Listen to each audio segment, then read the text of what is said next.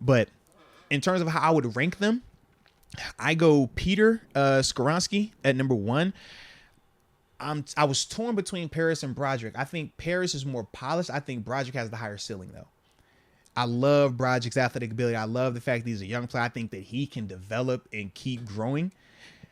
But you got to hope that he's going to keep growing and keep developing. Paris, I think, is close to where we're going to get with him.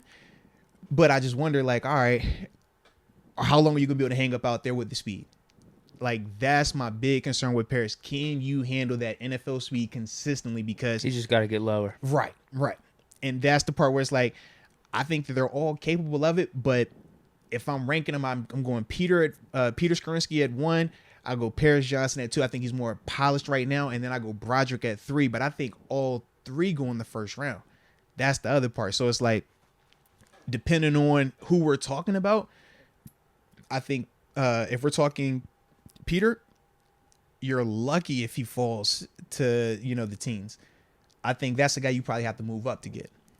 I think Paris, he's another one that's going to be iffy with him. I think he either is going to go super duper early or he's going to fall. I think it's like no in between with him just because of how I view him in that sense of like, you're either going to love it and think that he can block it or you're going to be looking at him saying, yeah, we're going to have to move that to guard. I just don't know how they're going to view that right there. But Broderick, he's the one where it's like, bro, I think that he's potentially around 17. Yeah. I think that he will definitely They've talked about him being there. He definitely will be around then. I don't know if he falls to 32. We'd have to see how the board would play out. But I think if any of the guys were to potentially drop, I would think him just because of he's not as like polished as the other 2. I think all 3 are going to be day 1 starters. Don't get it twisted now. They're all 3 are going to be starters to me. I just think when you talk Peter, I think of Peter in the sense of like, man, when you get this dude, like we not thinking about that side ever again. We're good for however long.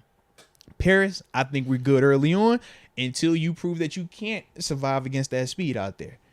If it's Broderick, he could just be hit or miss. Yeah, with Broderick, I'm like, you put him out there early, I think you're going to have some growing pains. That's the only thing. I think he still can hold his own, but he can have some growing pains early on.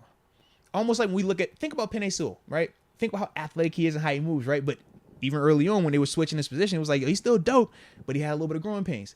Now he's picked it up, now he's back.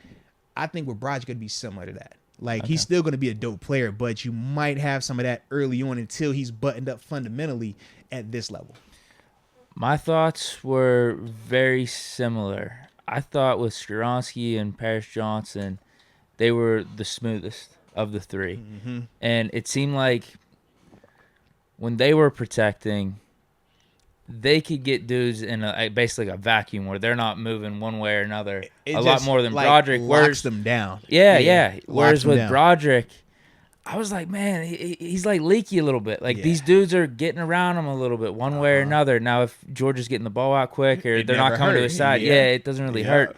But, there was something off, and you hit the nail on the head. It probably has something to do with fundamentals or technique. Yeah.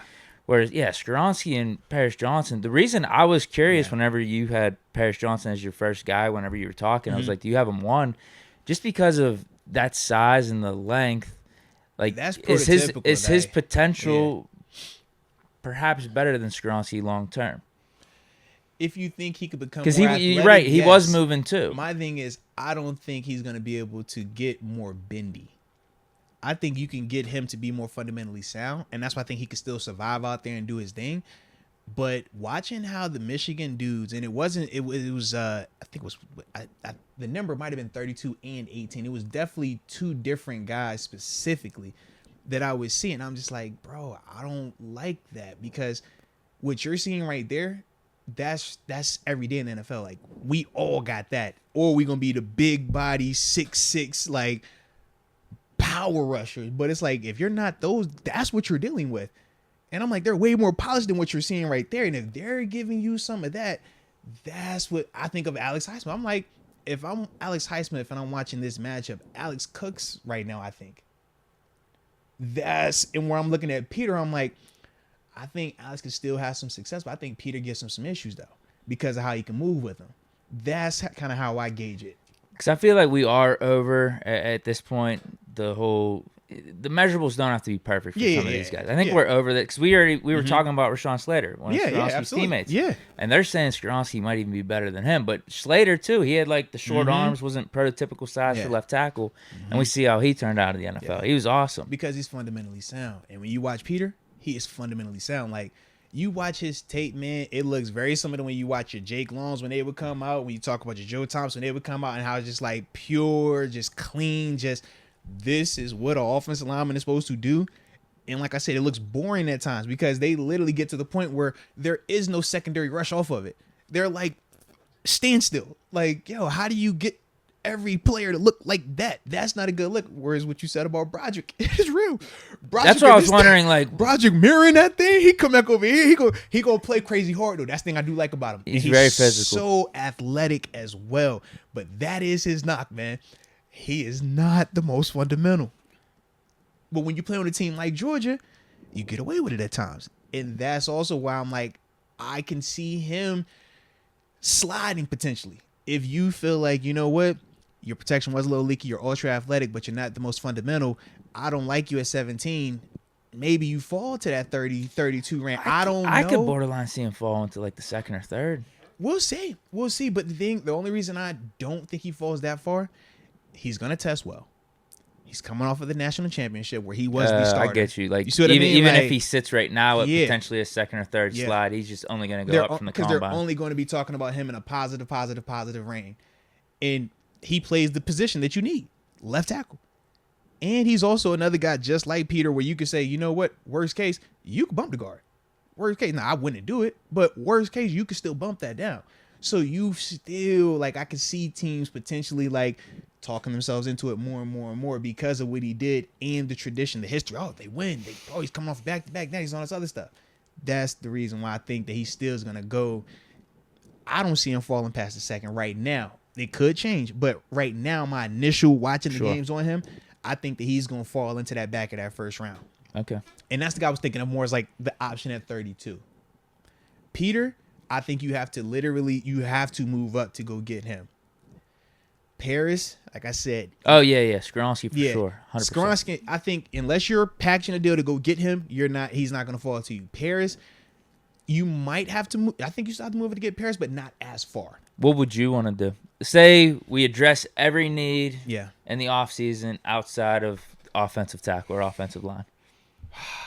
If I've addressed every need, oh, gosh. Would you want to trade up? I'm stuck between being reckless. This is my thing. Reckless me says you package 17, 32. I move up into that top 5, top 7 time frame. And I'm going to get Peter because I guarantee that solidifies my left side of this offensive line. I guarantee now that we want to run that ball. I got an answer over here. I already know Kenny. He's going to be extra protected now. Everything is good. And we're talking about winning now mode too. He's on a rookie deal. So it's like, man, we're just being ultra aggressive. The other side of me says, bro, don't trip. At 17, if Paris is there, you take Paris. If not, then I'm like, you know what, we chill. And if something's there at 32, I'm cool with that. But I don't necessarily feel like if it's not Peter Skoronski for me today, I'm not overly like over the top. Like, yo, we got to move up to get one of those dudes. If it's not Peter, I don't want to move up to get any of them. And if Broderick is sitting there at 32, then yeah, I think that to me is a little bit more intriguing today. Could change, but you might have been able to get Addison at 17 too, right? So that's kind of like my thing with it right now. Like I said, unless it's Peter, I don't want to move up for those dudes. But to me, he is definitely worth moving up. But that would be the dynamic. We would have to have already had everything. It would be great. You just have your franchise left tackle, you have your franchise wide receiver, you have your franchise quarterback. And because I'm just wondering, how long is Najee going to be around? I'm assuming we would also have our franchise tight end in Muth. Like, we're going to keep him. Like, those are going to be like the core 4 on offense. Yeah. We should be able to count on for the future. Left tackle is really important. No, it is, man. It is. Especially with a young quarterback like Pickett. Yeah. But that's the one for me where I'm just like, I could see it going a couple of ways. And obviously that's what we talked about, tackles today because of that dynamic. It's like, we know, man, whether we think corner, whether it's a Jordan Addison type, whether it's, offensive line, whether it's a tackle, whether it's a guard, like, we're going to play and talk about multiple spots. We even briefly mentioned tight end the other day. We're gonna keep doing more of this though, man. And we haven't even deep dove into it all the way. That was just like you're talking me, dude. That guy can run routes, man. I told you. Holy I told you, bro. He was cooking. I told you. I saw some of his highlights. You. And look, and I ain't even dove into it. That was just off of like what I just know from what I've been watching. Not me like evaluating. He kind of has that psycho temperament yes, too. Bro. Yes, I like his game, bro. Damn. Yes, man. You could talk me into it. But they say we're gonna get the Titans on another day. Not today. We can get the Titans on another day. I wanted to ask this real quick too. How far off is Dan Moore from these guys? Paris and Peter are definitely upgrades. Broderick could be interesting because of the technique. Broderick is more athletic, but I think Dan right now, because he has 2 years of this, I think he's going to be a little bit more buttoned up. But I definitely think the first two are upgrades. Broderick, I still would lean Broderick as a clear. I still think Broderick is going to be a better player if we're talking about this year coming up. I just don't know where we go from there with Broderick. That's my only concern. I still feel like all three of those dudes are worth the first round grade. I think all three of those dudes would come in here and be the day one starter for us. I just think like I said, the way we talked about him, I think Peter is the one where you're not going to stress about it at all. You're going to feel really good about it. Okay. Yeah.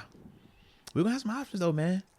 And with us having those two picks, man, at 17 and then at 32, it's like we get to legitimately talk about multiple a lot of this spots. Is just going to come down to what are we doing free agency. Yeah. We bring in Taylor Lewan. This probably not even a discussion. Right. Then we're probably talking receiver and corner, or we're looking, corner and linebacker or something like that. But it's like we're going to get a chance to know. But with us having these picks the way that we do like this right now, that is why we're going to be able to target multiple spots legitimately in that first round because we got 17 and 32, And if we wanted to try to be aggressive and move up, we also have that luxury as well, man.